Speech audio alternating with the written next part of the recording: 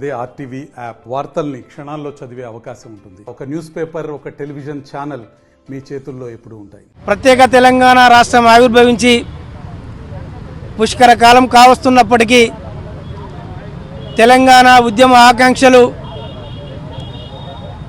అదేవిధంగా ఈ రాష్ట్ర ఆవిర్భావం కోసం కొట్లాడినటువంటి అమరవీరుల యొక్క స్వప్నం ఇంకా మిగిలే ఉంది.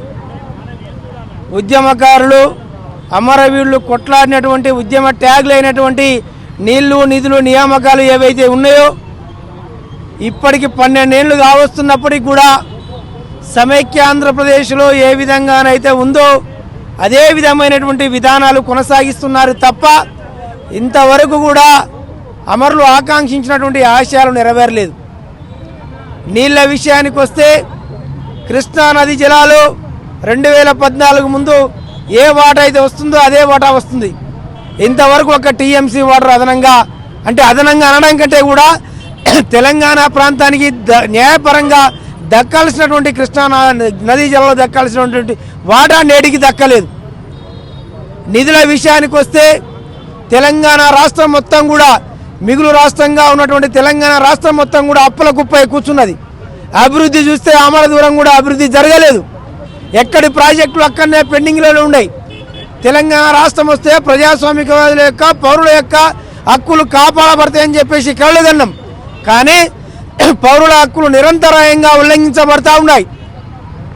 బీజేపీ అధికారంలోకి వచ్చిన తర్వాతకి ప్రధానంగా ఆ రోజు తెలంగాణ రాష్ట్రం ఏర్పడ్డప్పుడు విభజన హామీలు ఉండే, కృష్ణానది జలాల వాటా తేలాల్సి ఉండే, బయ్యారం ఉక్కు కర్మాగారానికి తెలంగాణకు ఇవ్వాల్సి ఉండే, తెలంగాణకు వచ్చినటువంటి ఐటీఐఆర్ ప్రాజెక్టును కూడా కేంద్ర ప్రభుత్వం రద్దు చేసింది.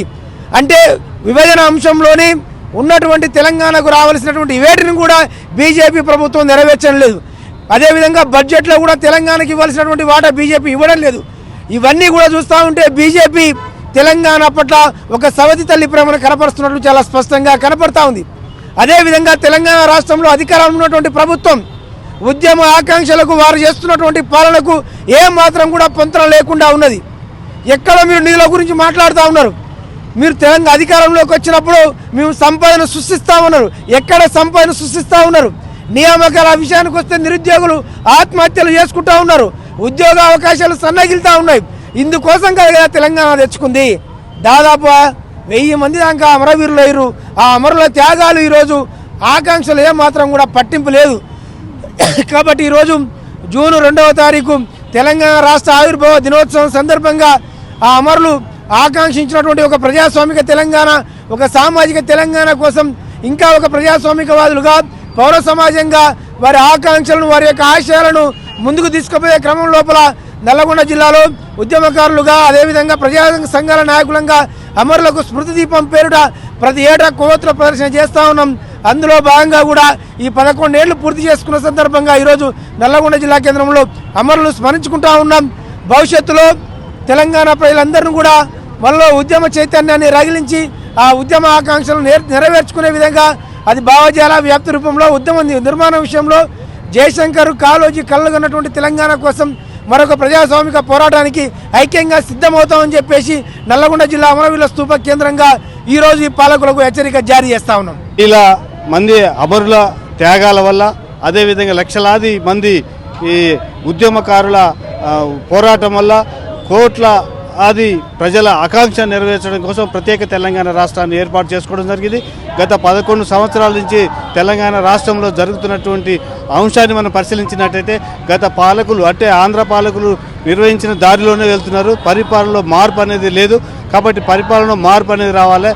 ప్రతి పనిలో సమాన పని ఉండాలి, అభివృద్ధిలో సమాన పని ఉండాలి, ఉచిత విద్యను అందించవలసినటువంటి అవసరం ఉన్నది. అదేవిధంగా ఇవాళ తెలంగాణ అమరవీరులని గుర్తించవలసినటువంటి బాధ్యత ఇప్పుడు ప్రస్తుతం ఉన్న ప్రభుత్వం మీద ఉంది. గుర్తించి వారికి ఉచితంగా ఇండ్లు మంజూరు చేస్తూ ఉత్తర్వులు ఇవ్వవలసిందిగా తెలంగాణ జనసమితి కోరుతుంది. మరిన్ని వీడియోస్ కోసం ఛానల్ ని సబ్స్క్రైబ్ చేయండి. లేటెస్ట్ అప్డేట్స్ కోసం వాట్సాప్ ఛానల్ ని ఫాలో చేయండి. అండ్ లింక్ డిస్క్రిప్షన్ లో ఉంది.